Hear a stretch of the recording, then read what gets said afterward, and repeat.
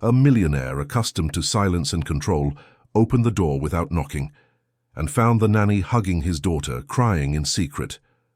On the floor, a forgotten letter revealed a reason so devastating it would change his life forever. If you enjoy emotional stories, subscribe to the channel and comment where you're listening from. Continuing. Morning dawned slowly over Park Avenue in New York City, bringing with it the frenetic pace of a city that never slept. The sun still struggled to assert itself among the glass-mirrored skyscrapers, and down below on the streets, thousands of people rushed towards their appointments, their goals, their lives. But for Raphael Alastair Vance, none of that mattered anymore. He stood by the window of his office on the 42nd floor, observing that human anthill with empty eyes, as if watching a black-and-white film that no longer moved him. At 42 years old, Raphael had built an empire. Vance Holdings was one of the largest investment firms in the country, with offices in 5 major American cities and international partnerships that were the envy of competitors. His name was synonymous with success, strategic vision, and achievements few would dare to dream of. Business magazines frequently featured him on their covers. The American Midas King, they called him. Everything he touched turned to gold. Everything, except his own life. It had been 2.5 years since Marianne had left, 2.5 years since cancer, silent and brutal, had taken away the woman he had loved since college. She was only 38 years old when she passed, leaving behind a void so deep that not all the money in the world could fill it. Raphael remembered every detail of that last day in the hospital.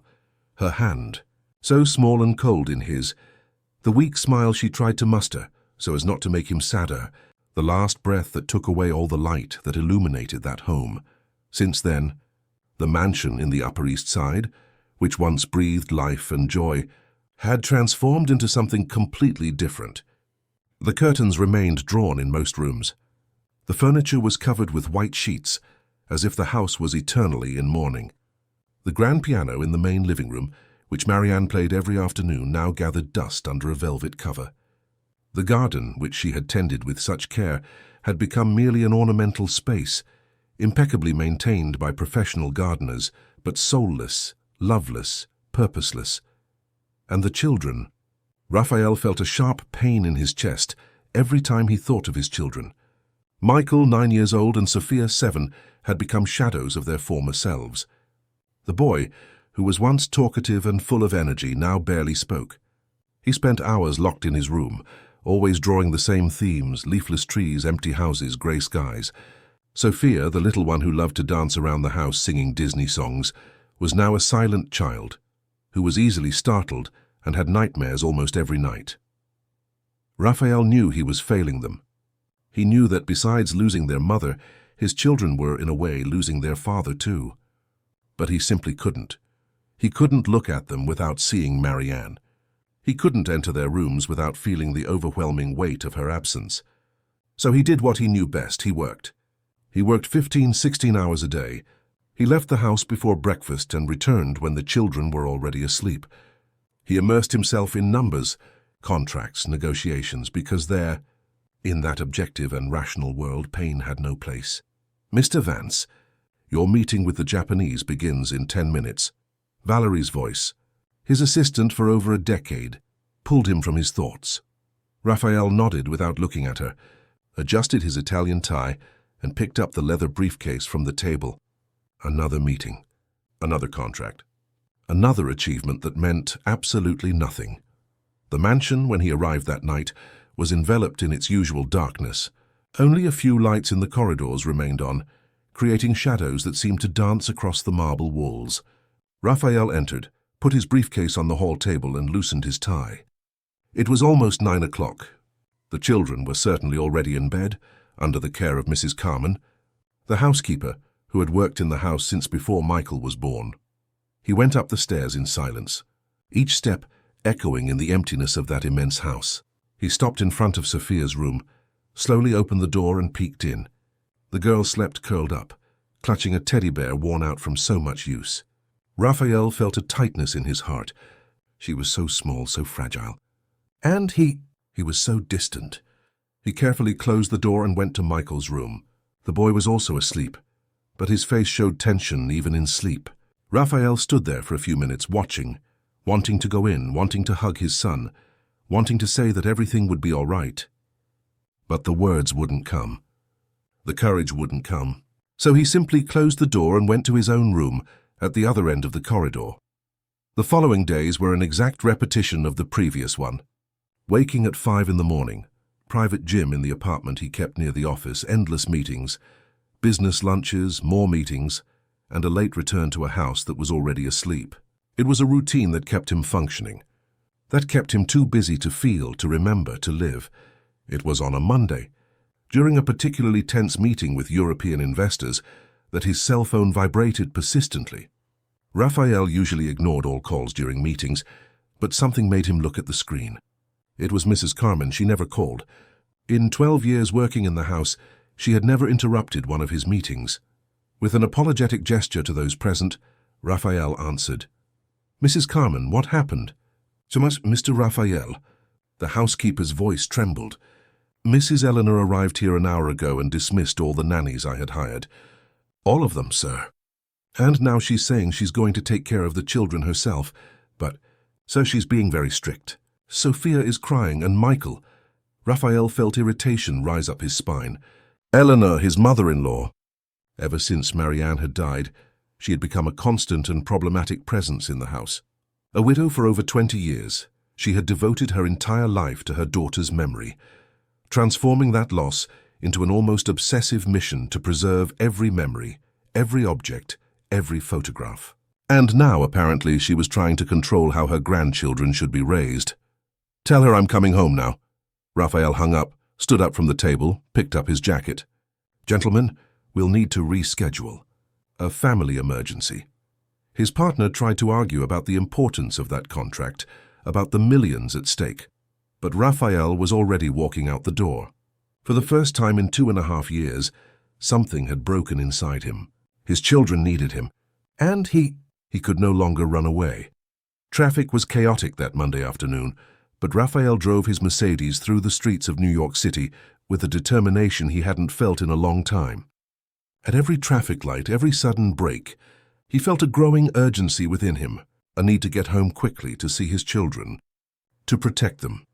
When he finally drove through the mansion's electronic gate and parked in the garage, it was almost 5 o'clock. He entered through the side door that led directly to the kitchen and immediately heard raised voices coming from the living room. "This is a disrespect to my daughter's memory." It was Eleanor's shrill voice. These young women you hire aren't at all qualified, Carmen. They spoil the children, leave everything a mess, allow them to behave like savages." "Mrs. Eleanor, with all due respect," Mrs. Carmen tried to remain calm. "The children need affection.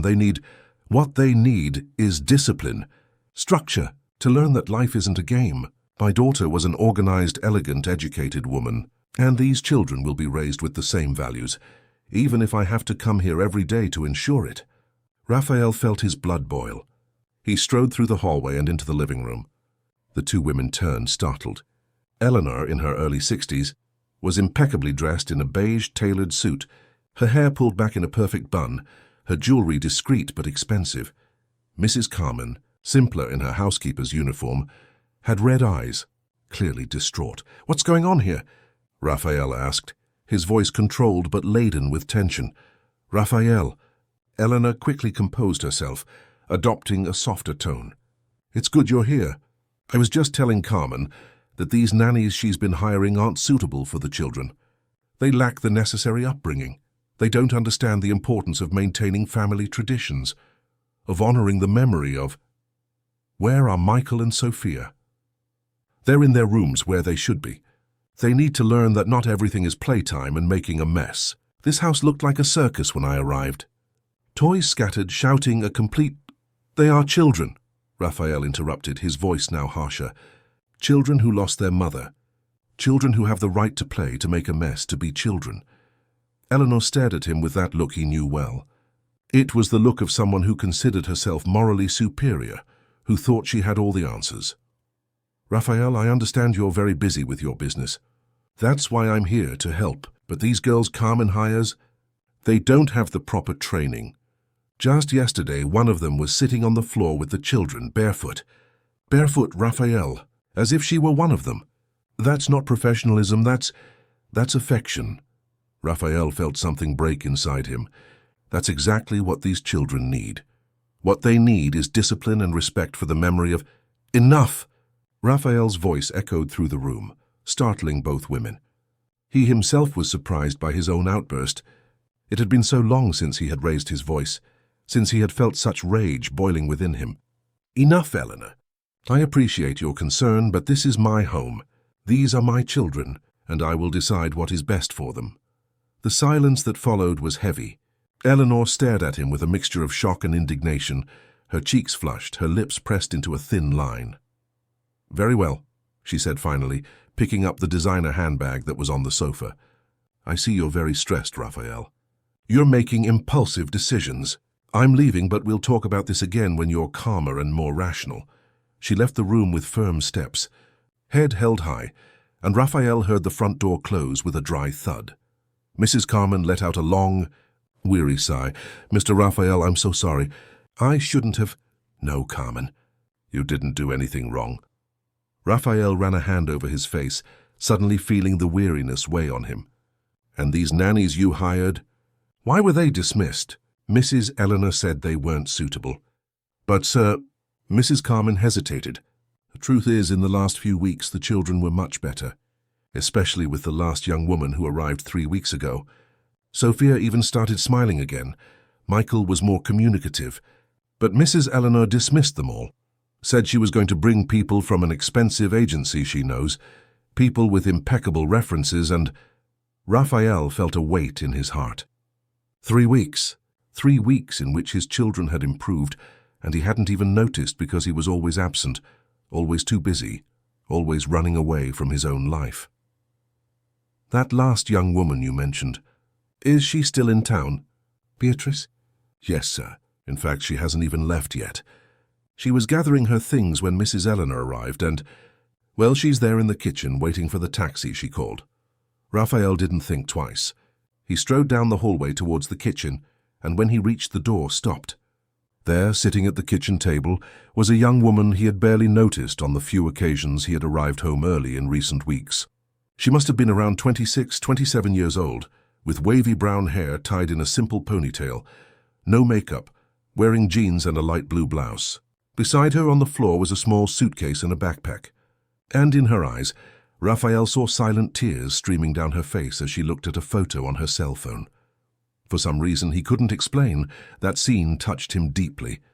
There was something in those tears, in that fragility, in that sadness that echoed his own pain. And for the first time in a long time, Raphael felt the urge to reach out to someone, to comfort someone, to do something other than run away. He lightly knocked on the door. The young woman started, quickly wiped away her tears with the back of her hands and stood up, trying to compose a professional demeanor. Mr. Vance, I'm just leaving. The taxi shouldn't be long. Raphael entered the kitchen, pulled up a chair and sat at the table, gesturing for her to do the same. The young woman hesitated, clearly embarrassed, but obeyed. Your name is Beatrice? Yes, sir. Beatrice Martin Shaw. Mrs. Carmen told me you've been here for 3 weeks. She also said my children improved a lot during that time. Is that true? Beatrice lowered her eyes, her hands clasped in her lap. I tried my best, sir. Michael and Sophia are wonderful children. They just needed a little attention, a little affection. Their hearts were so broken. Her voice faltered on the last word, and Raphael noticed she was fighting back tears again. He observed her more closely. There was something genuine about her, something true that transcended the professionalism expected of a nanny. It was as if she truly cared, as if those children had touched her heart. Why were you crying just now? The question came out before Raphael could think better of it. It was intrusive, even inappropriate, but Beatrice looked up at him, and in that gaze Raphael saw a pain he knew well. I'm sorry, Mr. Vance, it's not appropriate. It's just... Today is my mother's birthday. She passed away 7 years ago when I was 19. And my father. He passed away when I was even younger. I know it's silly to cry after so long, but it's not silly, Raphael said softly. It's never silly to miss those we love. Beatrice's eyes filled with tears again, but this time she didn't look away. Michael and Sophia reminded me so much of myself as a child, after I lost my parents. That lost look, you know. That feeling that the world became smaller, colder. I wanted to give them what I wished someone had given me back then. A little warmth, a little hope that life can still be good, even when it feels like everything is over. Raphael felt a lump in his throat. That young woman, that complete stranger, had understood more about his children's pain in 3 weeks than he had managed in 2.5 years. She had given them exactly what he couldn't: presence, attention, love. "Beatrice," he said, his voice firm, "you're not leaving. I want you to stay. In fact, I need you to stay." She stared at him, surprised. "But sir," Mrs. Eleanor said, "I don't care what my mother-in-law said. This is my home, and I am asking you, please, to stay and continue taking care of my children." Beatrice gave a shy smile, her eyes still watery. "Mr. Vance, I would love to stay. Michael and Sophia they are special to me." Raphael nodded, feeling something warm in his chest for the first time in a long time. He stood up, extended his hand to her, and when Beatrice grasped it, something changed. Something very small, almost imperceptible, but definitely real. It was as if a first sliver of light had entered that house, which had remained in darkness for so long. "Welcome back, Beatrice." And at that moment, unbeknownst to either of them, a journey had begun that would completely change the destiny of that family. A journey of healing, of new beginnings, and of a love that would rise from the ashes of the deepest pain. The first rays of morning sun streamed through Sophia's bedroom window, gently illuminating the face of the sleeping girl. Beatrice was sitting on the edge of the bed, observing with affection the child who, in just 3 weeks, had won such a large space in her heart. It was 6:30 in the morning, and she was already there, as she did every day, waiting for the exact moment Sophia would wake up, not with a noisy alarm clock or in a hurry, but naturally in her own time. The girl stirred under the covers, made a sleepy face, and slowly opened her eyes. When she saw Beatrice, a genuine smile lit up her face. "Good morning, Bea." "Good morning, Princess." Beatrice gently brushed a strand of hair from Sophia's face. "Did you sleep well?" "I dreamed of Mommy," Sophia said, and Beatrice felt a pang in her heart. But then the girl continued. "She was in a garden full of flowers." And she was smiling. It wasn't a sad dream, Bea. It was beautiful. Beatrice blinked away her own tears and hugged Sophia tenderly. "How lovely, my dear. Your mother must indeed be in such a beautiful place, surrounded by flowers and light." Ever since Beatrice had arrived at the mansion, she had learned not to shy away from Marianne's memory. Unlike other nannies who tried to change the subject whenever the children mentioned their mother, she encouraged them to talk, to remember, to keep that love alive in a healthy way. And gradually, Sophia's nightmares had begun to transform into sweeter dreams, softer memories. Michael's room was at the other end of the hallway. Beatrice lightly knocked on the door before entering, as she always did, respecting the space and privacy of the boy who was at an age where these things were beginning to matter a great deal. "Michael? May I come in?" "You can." His voice came muffled from inside the room. Beatrice opened the door and found the boy already awake, sitting on his bed with a sketchbook on his lap. But unlike the sad, dark drawings of months past, this one was different. It was a drawing of the garden, with vibrant colors, trees full of leaves, and in the center 3 figures, him, Sophia, and herself. "That's beautiful." "Michael," Beatrice approached, genuinely impressed. "It's you." "Bill," the boy said, pointing to the figure in the drawing. "You're in our garden because you're part of our family now, aren't you?" The question caught Beatrice off guard. She sat on the edge of the bed, searching for the right words. "I'm here to take care of you, Michael. And I really, really like being with you and Sophia. But you're not going to leave like the others, are you?" There was fear in his voice. "I promise you won't." Beatrice held the boy's hand firmly. "I promise that as long as you need me and want me to stay, I'll be here. Deal?" Michael nodded, visibly relieved, and hugged Beatrice tightly. And there, in that room still filled with superhero posters and scattered toys, she felt she was in the right place, doing the right thing. Breakfast in that house had completely transformed. Before, it was a silent, quick affair, with the children barely touching their food, while Mrs. Carmen tried to persuade them to eat something. Now the kitchen was alive. Beatrice had discovered that Michael loved pancakes, and Sophia had a special fondness for colorful fruits. So she prepared breakfast as if it were a small celebration, shaping the pancakes into funny forms, drawing little faces with fruits, making the act of eating something fun and welcoming. "Bee, look! This one looks like an elephant," Sophia giggled, pointing at an irregularly shaped pancake. "A very chubby elephant," Michael joked, and Beatrice felt genuine joy seeing the boy making a joke. Being a child again. Mrs. Carmen watched everything from the kitchen doorway with a smile on her face. In her 12 years working in that house, she had never seen the children so lively, so present. It was as if Beatrice had brought back not only joy, but the very essence of what it meant to be a family. "Does Mr. Raphael usually come down for breakfast?" Beatrice asked as she cleared the table. "Rarely," Mrs. Carmen sighed. "He usually leaves very early before the children wake up. But today he's still here. I heard movements in his study a little while ago." Beatrice said nothing, but something within her wondered if his decision to ask her to stay might have also changed something in his routine.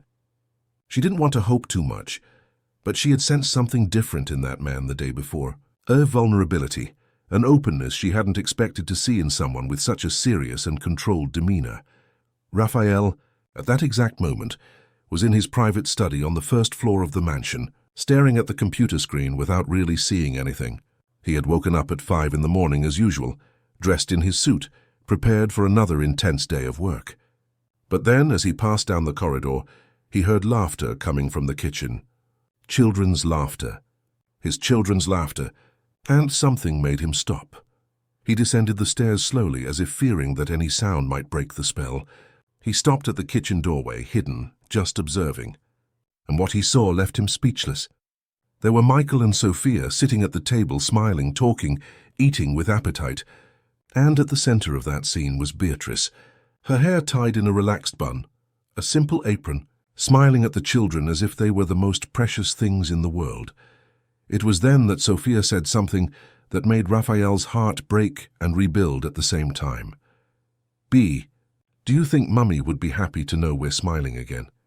Beatrice knelt beside the girl, holding her little face with both hands. "My dear, your mother would be more than happy. She would be radiant, because a mother's greatest wish is to see her children happy. And I'm absolutely certain that wherever she is looking at you with the greatest pride in the world. But can we be happy even if we miss her?" Michael asked, and his voice carried a guilt no child should have to bear. "Not only can you, but you should," Beatrice said firmly. "Do you know why? Because the best way to honor someone we love and have lost is to live fully, to be happy, to enjoy every day we are given. Your mother wouldn't want to see you sad forever. She would want to see you growing, playing, dreaming, living, and you can do that and still love her very much. Love doesn't end when someone leaves. It just changes form." Raphael felt tears well up without warning, and he had to turn his face leaning against the wall. Those words he so desperately needed to hear, that his children so desperately needed to hear. How could that young woman, that complete stranger, possess so much wisdom, so much sensitivity? He didn't enter the kitchen, not at that moment.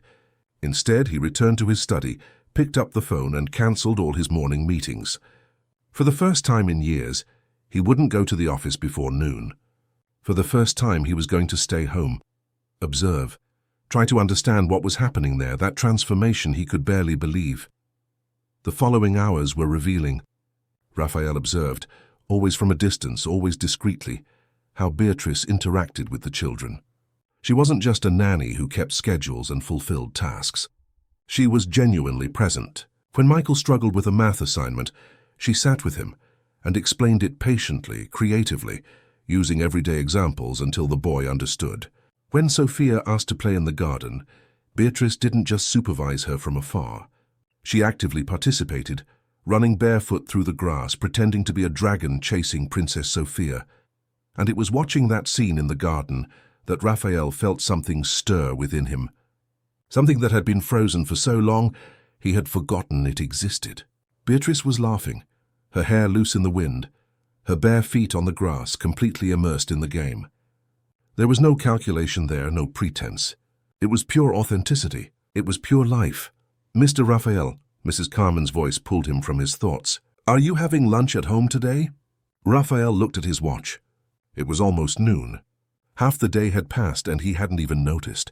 Yes, Carmen. I'll have lunch at home. The housekeeper couldn't hide her surprised smile. It had been months since Raphael had eaten lunch at home on a weekday. Lunch was served on the veranda, overlooking the garden. Beatrice had prepared the children's favorite dish, spaghetti and meatballs, and the table was set simply but invitingly. When Raphael came down and joined them, there was a moment of silence. Michael and Sophia looked at their father with a mix of surprise and shyness. It had been so long since they had eaten lunch together. "Daddy!" Sophia was the first to break the silence. "Are you having lunch with us?"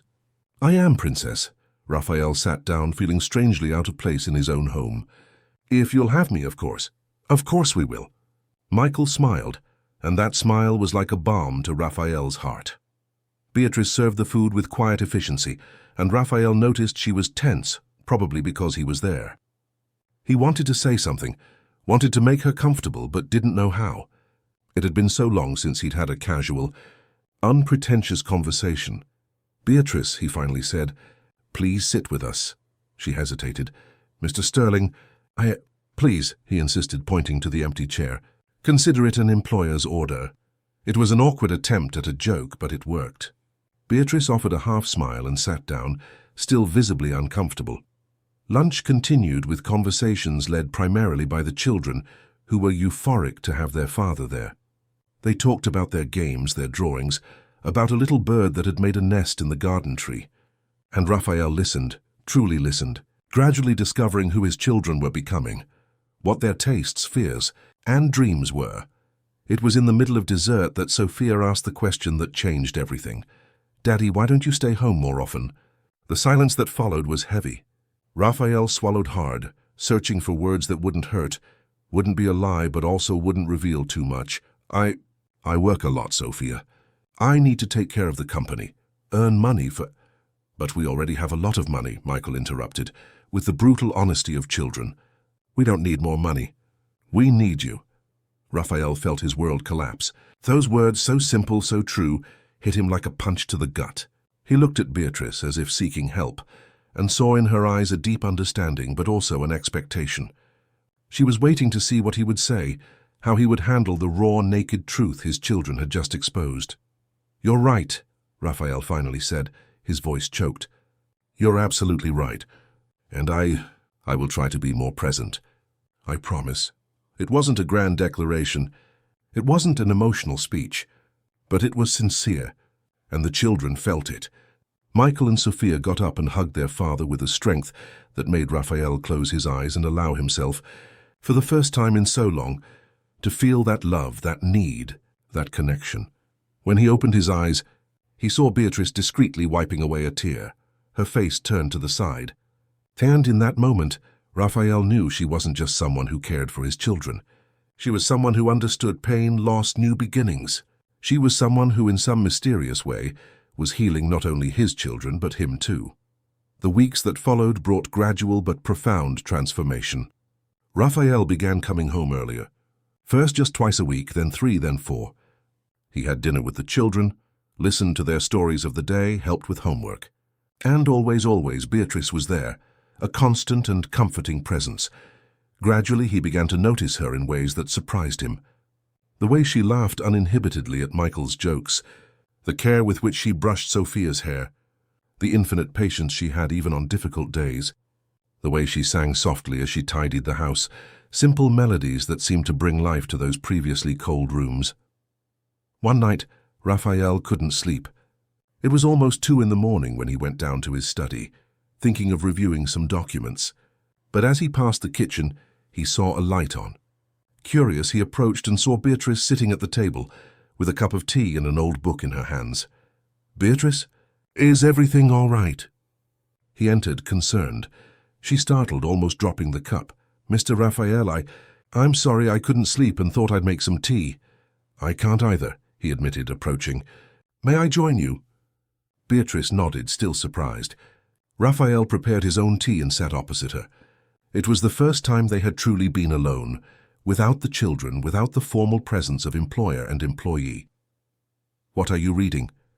Raphael asked, pointing to the book. "Oh, it's a collection of poems. Quite old, it was my mother's." She ran her hand over the worn cover tenderly. "I read it when I miss her. The words calm me." "Your mother liked poetry?" "Very much. She always said that poetry was the most beautiful way to tell truths that hurt too much to be said in an ordinary way." Beatrice smiled sadly. "She had a sensitive soul. She died of heart complications. It was quick, but it was devastating." "And your father?" "My father died when I was 8. A work accident. After that, it was just me and my mother. When she passed, I was completely alone. I have no siblings, no more family. That's just me." Raphael felt a deep connection with that pain. She knew loneliness. She knew loss. She knew emptiness. "That's why you understand so well what Michael and Sophia are going through," he said softly. "I wish I could take that pain away from them," Beatrice confessed. "But I know I can't. I can only be present, show them that life goes on, that it's possible to be happy again." "You've done more for them in a few weeks than I have in 2 years," Raphael admitted, and the guilt in his voice was palpable. "I failed them. I failed completely." "Don't say that," Beatrice leaned forward, her eyes fixed on him. "You didn't fail. You were surviving your own pain in the only way you knew how. There's no manual for dealing with loss. Everyone does what they can. But I emotionally abandoned my children. I left them alone when they needed me most." Raphael's voice faltered. "And the worst part is, I knew. I knew I was doing it, but I couldn't stop. It was as if letting them in, letting myself feel again, would completely destroy me." Beatrice reached out her hand across the table, a brief hesitation, and lightly touched his hand. "But you're changing that now. You're here. You're trying. And believe me, that means everything. To them," and she paused, realizing she had gone too far. "And," Raphael prompted, turning his hand to hold hers. Beatrice lowered her eyes, blushing. "And to me, too. To see you opening up to them. To see you returning to life. It's beautiful to witness." The silence that followed was different. It wasn't uncomfortable, but laden with something unsaid, something they both felt but neither had the courage to name. Raphael looked at that simple young woman, with her old book of poems and her honest eyes, and felt something he hadn't felt in years. It wasn't just gratitude. It wasn't just admiration. It was something deeper, more frightening, more real. But he also felt fear. Fear of betraying Marianne. Fear of feeling something for someone so soon. Fear that if he allowed himself that feeling, he would lose the control he had fought so hard to maintain. He gently released Beatrice's hand and stood up. "It's late. I think we should try to get some sleep."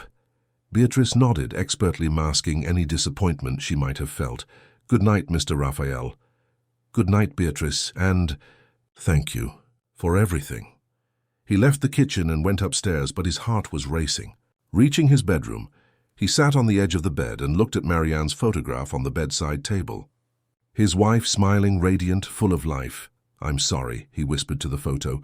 "I'm sorry if I'm moving on. I'm sorry if I'm feeling things I shouldn't feel. But I don't know what to do anymore.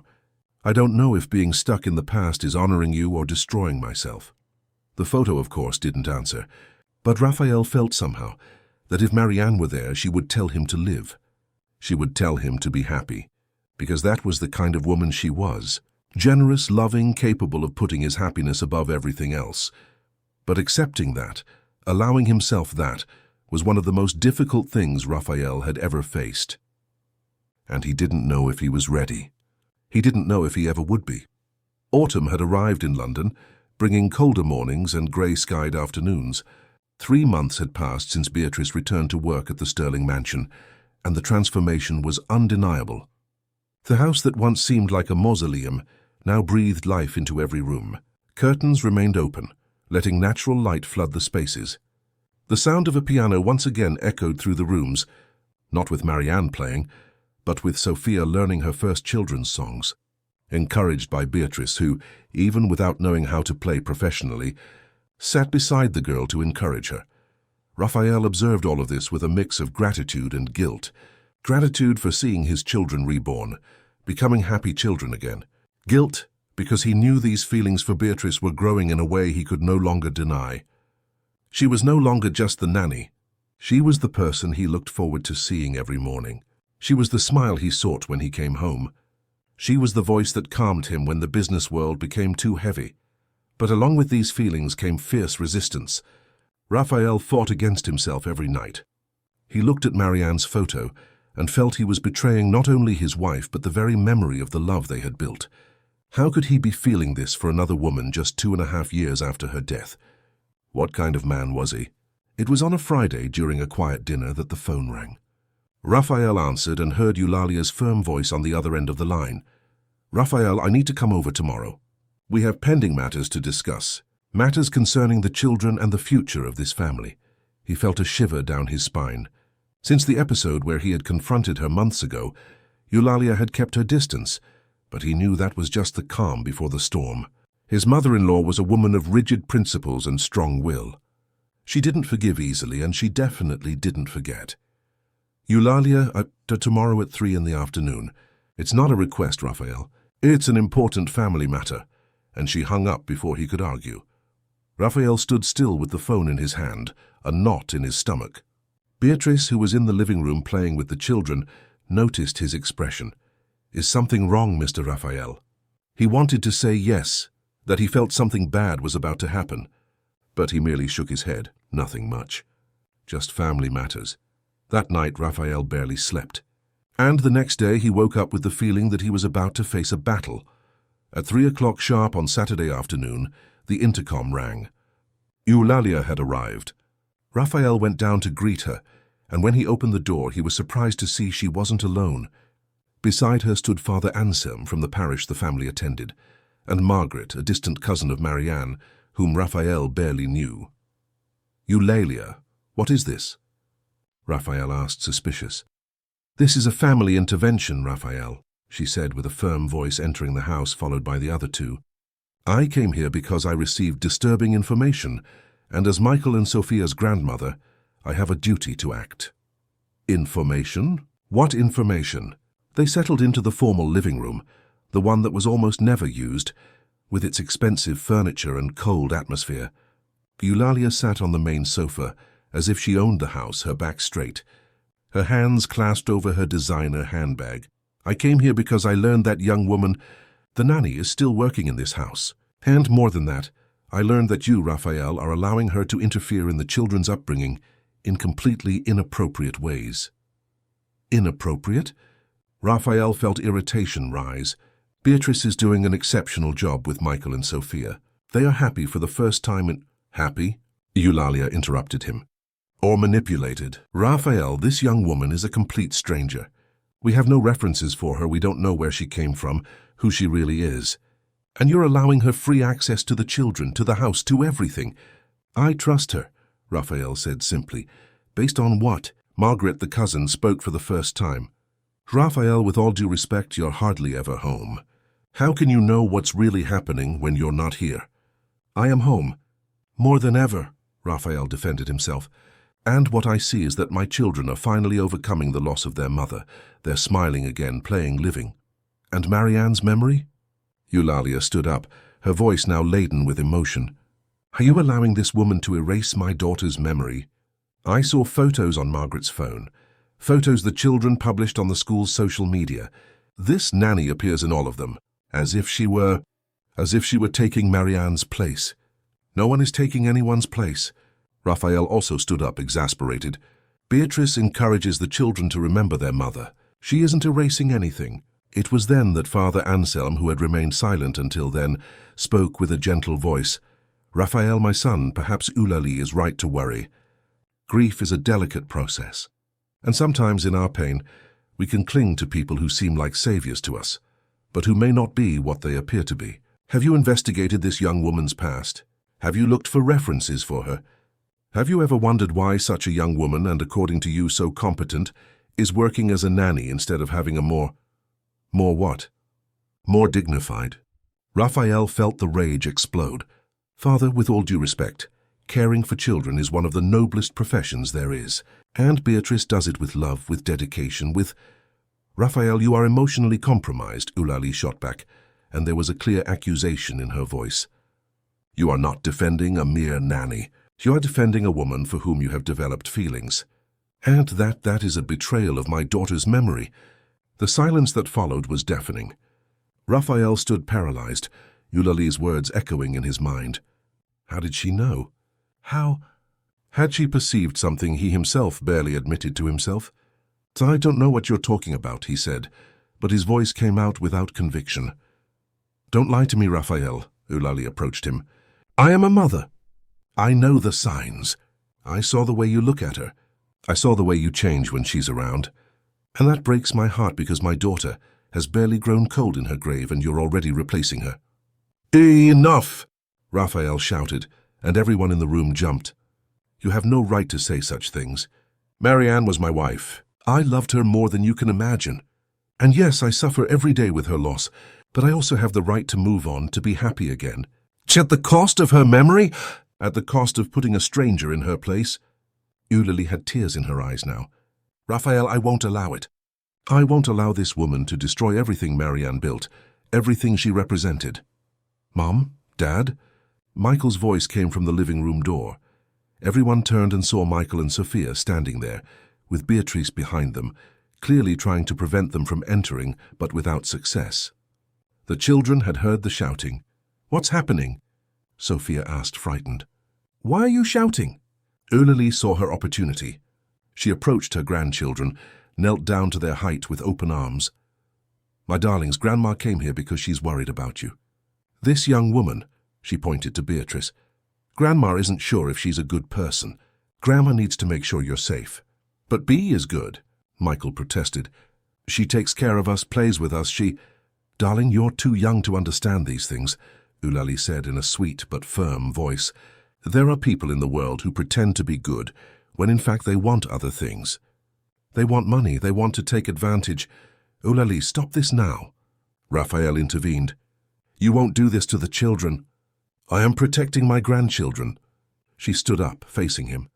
And since you are too blind to see the truth, I will prove to you who this woman really is. It was then that Eulalie opened her purse and took out a watch. It wasn't just any watch. It was the platinum Patek Philippe that had belonged to Raphael's father, one of the most valuable and sentimentally important objects he owned. The watch that was kept in the office safe. Do you recognize this, Raphael? Eulalie held the watch high. Raphael paled. How did you... That watch was in the safe. How did you get...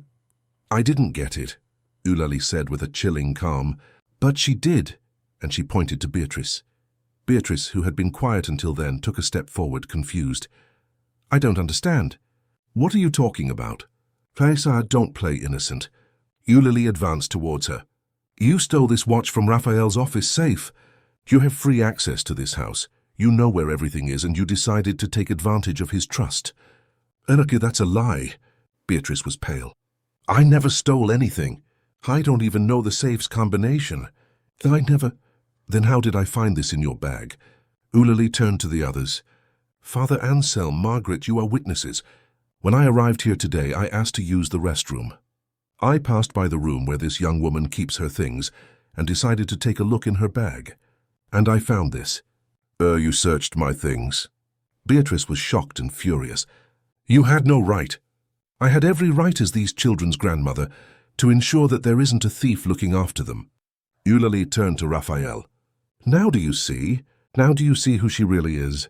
Raphael stood paralyzed, looking between the watch in Eulalie's hands and Beatrice. He knew, deep down he knew this was a setup. He knew his mother-in-law well enough to know she was capable of anything to get what she wanted.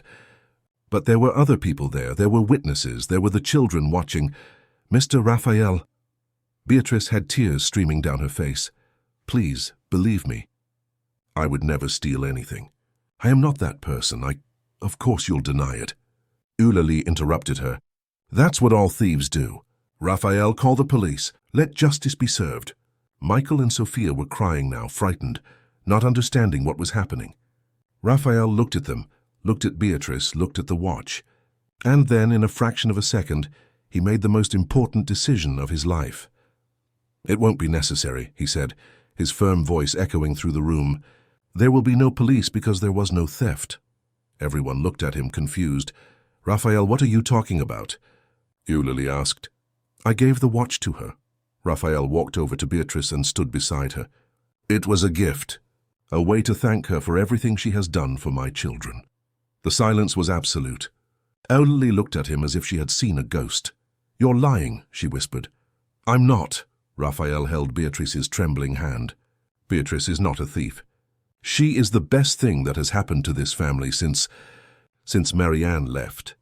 And I won't allow you or anyone else to humiliate or unjustly accuse her." "Raphael, think about what you're doing." Father Anselm stood up. "That watch is worth a fortune. You wouldn't give something like that to a mere—" "She's not mere," Raphael interrupted him.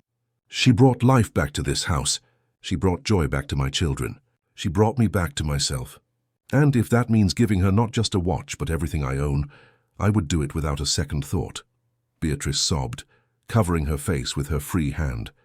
The other was still being held by Raphael, and he didn't let go. Eulalie looked at her son-in-law with a mixture of fury and despair. "You are choosing her over my daughter's memory. You are betraying everything Marianne represented." "Sad, no," Raphael said softly. "I am honoring Marianne in the only way that matters, by being happy, by living, by loving again, because that's what she would want me to do." "How dare you!" Eulalie was beside herself now. "How dare you use my daughter's name to justify this?" "Eulalie." Raphael released Beatrice's hand and approached his mother-in-law. "I loved Marianne with every fibre of my being. I still do. I always will. But she's gone, and I'm still here. Michael and Sophia are still here, and we deserve to live. Not just survive, but truly live. And Beatrice is teaching us how to do that. So you're admitting—" Eulalie had tears streaming down her face now. "You're admitting you have feelings for her." Raphael took a deep breath. It was the moment of truth. "Yes," he said simply. "Yes, I do." The impact of those words was devastating. Beatrice gasped. Margaret put a hand to her mouth. The priest shook his head in disapproval.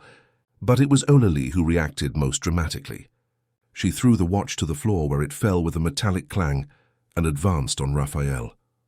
"You will never see my grandchildren again," she screamed. "I will go to court. I will prove that you are unfit to care for these children. I will prove that this house is an unsuitable environment." Grandma, no." Michael ran and hugged his father. "Don't take us away. We want to stay with Daddy and Bea. You don't know what you want." Eulalie tried to pull the boy, but Raphael stopped her. "Don't touch him." There was a clear threat in his voice now.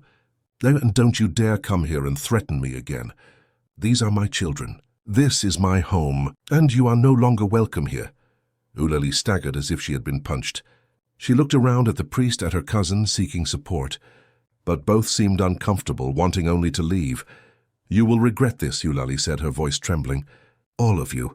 Especially you," she pointed to Beatrice. "You may have deceived him, but you don't deceive me. I see who you really are, and one day everyone will see too." And with that she left the room, followed by the two guests. The front door slammed shut, and silence returned to the mansion. Raphael knelt and hugged Michael and Sophia, who were still crying, frightened. Beatrice stood where he had left her, in shock, tears still streaming down her face. "It's okay," Raphael murmured to the children. "It's all right now. No one will take you from me. No one." After calming the children and asking Mrs. Carmen to take them to their room, Raphael finally turned to Beatrice. She was trembling, hugging herself. "I'm so sorry," she whispered. "I'm so sorry I caused all this. I never wanted to—" "You didn't cause anything," Raphael approached her. "Eulalie did. And I should have done this a long time ago. But now she's going to try to take the children from you. She's going to cause legal problems, all because of me," Beatrice sobbed. "I should leave. I should—" "No."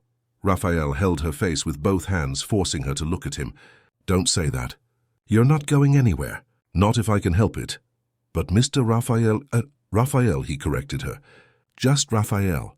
And I need to tell you something. Something I've held back for weeks, maybe months, because I was scared. But now, after all this, I need to be honest." Beatrice stared at him, her green eyes wide, waiting. "I'm falling in love with you," Raphael said, and the words came out more easily than he imagined. "And I know it's too soon. I know it seems wrong. I know people will judge me. But it's the truth. You didn't just bring life back to my children. You brought life back to me. And I don't want to let you go.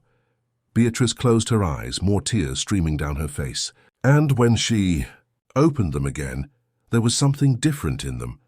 It wasn't just sadness, it was hope. "Me too," she whispered.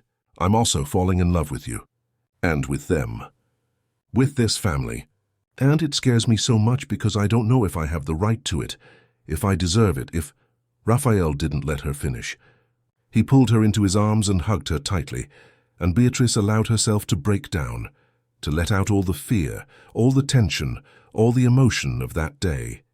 And there, embraced in the middle of the room, they both understood that something had irrevocably changed. There was no turning back. No more denial. Love had found a way through the pain, through the fear, through all the barriers that had tried to stop it. And for the first time in a long time, both allowed themselves to believe that maybe, just maybe, they deserved that happiness. The 6 months that followed that tumultuous Saturday brought about a deep and definitive transformation in Rafael Almeida Vasconcelos's life. A transformation that began internally. In hidden places of his soul that he had closed off for so long, he no longer remembered what it was like to live with them open. Eulali's threat to seek custody of the children never materialized.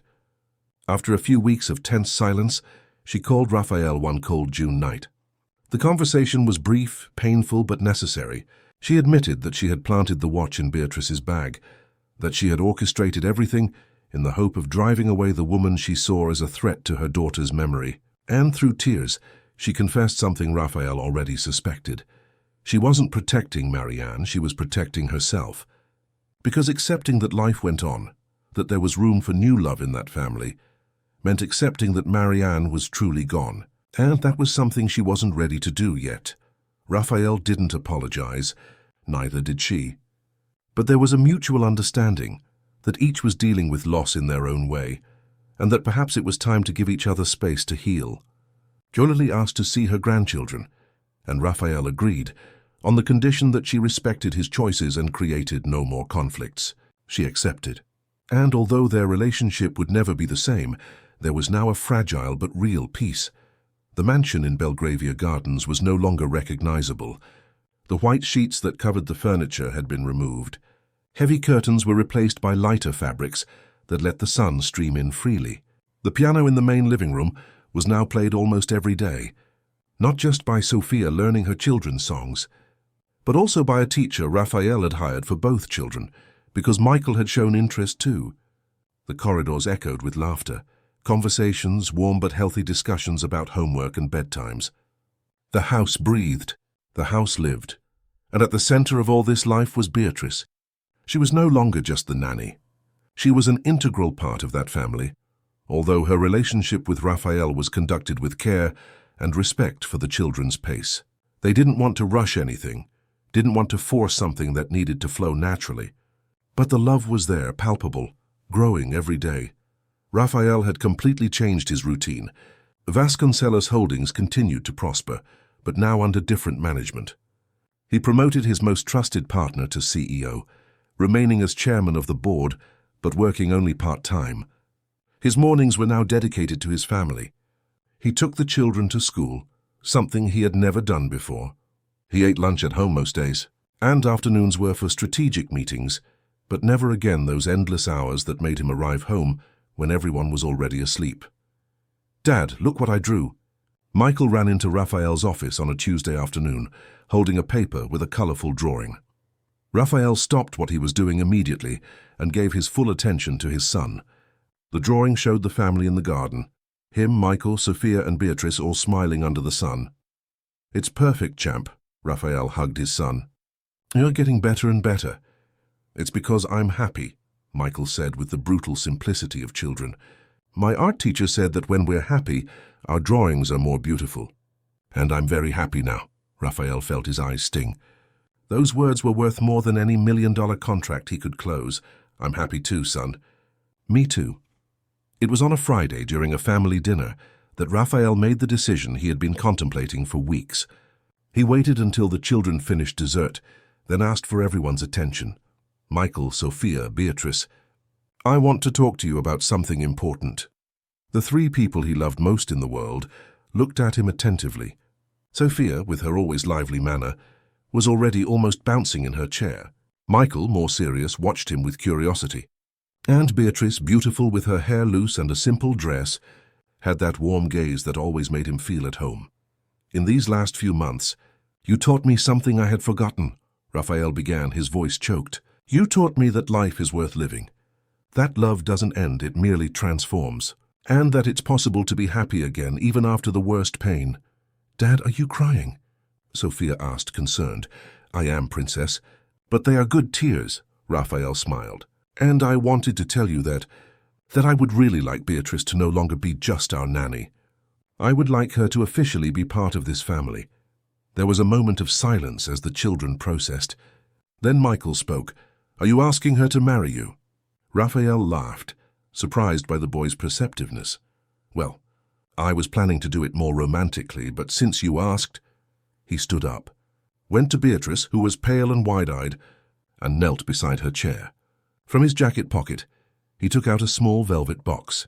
When he opened it, it revealed a delicate ring with a discreet but beautiful diamond. "Beatrice Martins Silva," Raphael said, holding her trembling hand. "You came into my life when I was lost in darkness. You brought light. You brought joy. You brought love. You gave my children back to me. You gave me back to myself. And now I can't imagine a single day without you. Not as a nanny, not as an employee, but as my wife, as mother to these children, as my companion for the rest of my life. Will you marry me?" Beatrice had tears streaming freely down her face. She looked at Michael and Sophia, who were nodding enthusiastically, then looked back at Raphael. "Yes," she whispered. "Yes, I will. 1,000 times yes." Raphael placed the ring on her finger and pulled her into a tight embrace. Michael and Sophia jumped from their chairs and joined the hug. And there, in the middle of the dining room, that family was definitively sealed. The following months were filled with preparations and adjustments. Raphael sold 40% of his stake in Vasconcelos Holdings, freeing up enormous capital that he decided to use for something far more significant than accumulating more wealth. Beatrice had shared with him stories of her hometown, Ashland in upstate New York, and how she had been raised by neighbors and the community after losing her parents. She spoke of the difficulties orphans faced, the lack of support, the profound loneliness. "What if we did something about it?" Raphael suggested one evening as they talked on the veranda. "What if we use that money to create a foundation that helps children in the situation you were in?" Beatrice's eyes sparkled. "You would do that?" "We would do that," Raphael corrected. "Together." And so the Marianne Vasconcelos New Beginnings Foundation was born, a non-profit organization dedicated to supporting orphaned and vulnerable children. They bought a large property in Ashland, renovated it, and transformed it into a center that offered not only shelter, but quality education, psychological support, artistic and sports activities, and most importantly, love and individualized attention. Beatrice insisted that the name honor Marianne, because, as she explained to Raphael, it was her loss that initiated the chain of events that led to the creation of the foundation. "She continues to do good, even though she is no longer here," Beatrice said, and Raphael kissed her forehead, grateful to have found someone with such generosity of spirit. The wedding took place on a sunny October afternoon, exactly 1 year after that first conversation in the kitchen. The ceremony was intimate, with only close family and dear friends. But the location was special, the mansion's garden, the very garden that Beatrice had revitalized, where Sophia and Michael played every day, where life had returned to bloom. Beatrice walked down a path of rose petals, wearing a simple but elegant white dress with delicate details. Michael and Sophia were her page boys, proudly carrying the rings, and Raphael, waiting at the makeshift altar under a flower-covered pergola, felt more nervous than he had ever been in any negotiation in his life. But when Beatrice reached his side and he saw that smile, all nervousness vanished. "You look beautiful," he whispered. "You're crying again," she teased softly. "Get used to it." "You make me cry a lot," he chuckled, wiping his eyes. The ceremony was officiated by a justice of the peace, not by Father Anselm, who had made his disapproval clear. But it didn't matter. What mattered were the words they exchanged, the vows they made, the promises of love, respect, and companionship. "I promise to love you every day," Raphael said, holding her hands. I promise to honor you not just when it's easy, but especially when it's difficult. I promise to be present, to be true, to be your safe harbor just as you have been mine. I promise to care for your heart with the same affection I care for our children, Beatrice replied, her voice trembling. I promise never to let you forget how loved you are, how important you are. I promise to build with you a life full of meaning, of joy, of love that overflows and reaches others. When the justice declared them husband and wife, the kiss was soft, respectful, but full of emotion. And when they turned to the guests, they found smiling faces, but one in particular caught Raphael's attention. It was Eulalie. She was in the back, discreetly, but she was there. And when their eyes met, she nodded slightly, a small gesture of acceptance, perhaps even a blessing. It wasn't forgiveness, it wasn't forgetting, but it was a step towards peace. The reception was lively, with live music, delicious food prepared by a specialized caterer, and much laughter. Michael and Sophia wouldn't let go of Beatrice, proud to now officially call her Mom, because that's what she was to them in every way that mattered. Beatrice, Raphael pulled her into a dance as the music softened. Thank you. Why? She asked, confused. For not giving up on me. For not giving up on the children. For teaching us how to live again. You saved me as much as I saved you, she replied, resting her head on his shoulder. I was lost too, Raphael. I was alone, without family, without purpose. And you gave me all of that. You gave me a home. They danced in silence for a few moments, just enjoying the closeness, the warmth of each other. You know what's funny? Raphael murmured. I spent years building a financial empire, thinking that was what defined my life, my worth. And now I realize that the only things that truly matter are the ones that can't be bought. This moment, this family, this love. It's not funny. Beatrice lifted her head to look at him. It's the most beautiful truth in the world. The years that followed were full of fulfillment. The New Beginnings Foundation grew, opening branches in other cities, helping hundreds of children find hope and opportunities. Raphael and Beatrice visited the Fairview branch at least once a month, and Michael and Sophia always accompanied them. The children learned early on the value of reaching out to those in need, of using their privileges to make a difference in the world. Michael, who had been that quiet and sad boy, grew up to become an engaged teenager, passionate about art and education. He started giving drawing lessons to the children at the foundation, sharing the gift that Beatrice had helped awaken in him. Sophia, the little one who had nightmares every night, became a vibrant and full-of-life girl who played piano at foundation presentations and made sure to hug every child who arrived at the center, telling them that everything would be okay, because she knew from her own experience that it was true. And Raphael, the man who had been lost in pain and work, found a balance he never imagined possible. He continued to be a successful businessman, but now success was measured differently, not in profits and contracts, but in the smiles of helped children, in moments shared with family, in peaceful nights embraced by the wife he loved. One night, 5 years after the wedding, Raphael was in the master bedroom he now shared with Beatrice. She slept peacefully beside him, and he watched her with that sense of gratitude he never ceased to feel. On the nightstand there were 2 photos, one of Marion smiling, beautiful, eternal, and another of his current family, him, Beatrice, Michael, and Sophia, taken during their last visit to the foundation. Marion, he whispered softly so as not to wake Beatrice, I hope you know that I never forgot you, that I never will forget. You are my first love, mother of my children, a fundamental part of who I am. But I also hope you understand that I needed to move forward, that our children needed warmth, life, love. And Beatrice, she gave us all of that. She didn't replace you. No one ever could. But she brought something new, something equally valuable. And I love her. I love her in a different way, but no less profound. Beatrice stirred in her sleep, murmuring something inaudible, and Raphael pulled her closer. She instinctively snuggled against him, and he kissed the top of her head. Thank you, he whispered now to Beatrice, who was sleeping. Thank you for teaching me that the human heart has an infinite capacity to love, that we don't need to choose between honoring the past and embracing the future, that we can do both. The next morning the sun streamed through the window, illuminating that room, that house, that family. And when Raphael came down for breakfast, he found what was now the most normal and most precious scene in the world. Michael helping Beatrice make pancakes, Sophia setting the table humming a song, the smell of fresh coffee in the air, laughter, conversations. Life? He paused at the kitchen doorway for a moment, just observing.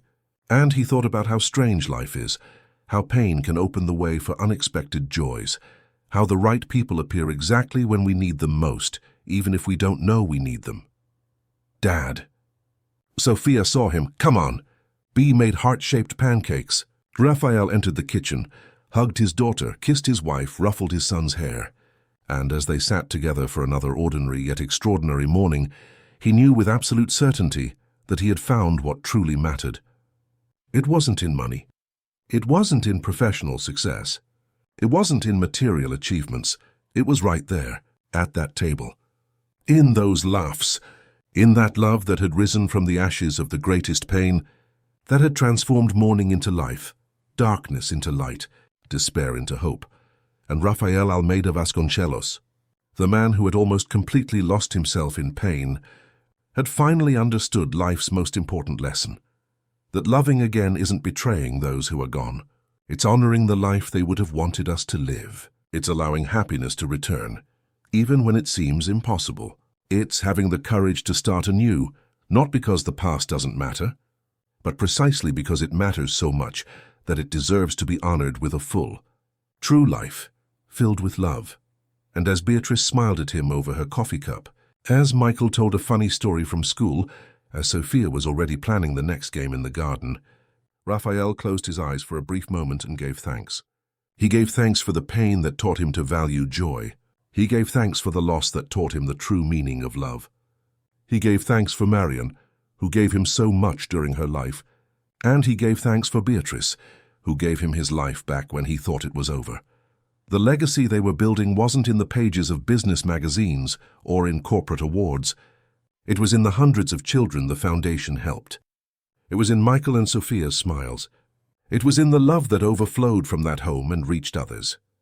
It was in the living proof that it's possible to heal, to start anew, to love again. And perhaps this is the greatest truth of all, that love, true and profound, never ends. It merely transforms, multiplies, finds new paths, and when we have the courage to open our hearts, even after the greatest pain, we discover that it always had more space than we imagined. Space to honor those who are gone. Space to embrace those who are here. Space to build new dreams without erasing the old ones. Space to live fully as we all deserve to live.